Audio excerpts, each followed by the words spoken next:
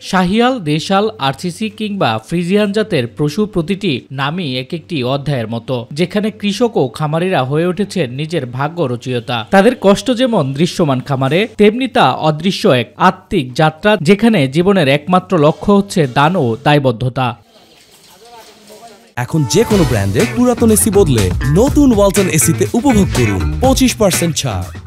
ঈদুল আজহাকে সামনে রেখে দিনাজপুরে অসংখ্য ছোট বড় খামার গড়ে উঠেছে। ব্যাপকভাবে দেশি গরু মোটাতাজা করা হচ্ছে প্রাকৃতিক উপায়ে। সবুজ ঘাস, খড়, নানা ধরনের ভুসি, চকর, ভাত, খৈল ও ভিটামিন খাইয়ে গরু মোটাতাজা করছেন খামারিরা। এখানে শাহিওয়াল গরু, দেশি গরু, হলিস্টাইন ফ্রিজিয়ান গরু এখানে আমরা দেখলাম। এই গরুকে অর্গানিক খাবার খাওয়াই, যেমন খড় আছে, আমাদের নিজস্ব জমিতে 4 বিঘা জমিতে ঘাস লাগানো আছে, এগুলি দানাদার খাবার। গোখাদ্যের দাম বেশি হয়, কোরবানির গরু লালন পালনে ব্যয় হচ্ছে অনেক বেশি। তবে বাজার মূল্য ঠিকও অবৈধ গরু ভারত থেকে না এলে এবারও লাভবান হবার আশা খামারিদের।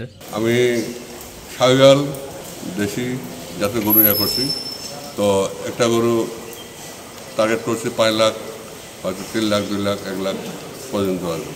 প্রাণী সম্পদ বিভাগের তত্ত্বাবধানে এবং পরামর্শে খামারিরা সম্পূর্ণ দেশীয় পদ্ধতিতে গরু মোটাতাজা করছে দাবি জেলা প্রাণী সম্পদ কর্মকর্তার। গবাদি পশুগুলোকে আমাদের খড়, কাঁচা ঘাস, দানাদার খাদ্য, ইএমএস এবং সাইলেন্স এগুলো খায় তারা হৃষ্টপুষ্টে। এখানে কোনো অবৈধভাবে কোনো কিছু করা হচ্ছে না। আমরা আশা করতেছি আমাদের দেশে কোনো অবৈধ পশু অবৈধভাবে আসবে না। জেলা প্রাণী সম্পদ অফিসের তথ্য মতে দিনাজপুরে এবার চাহিদা 2,70,000 আর উৎপাদন 4,06,000।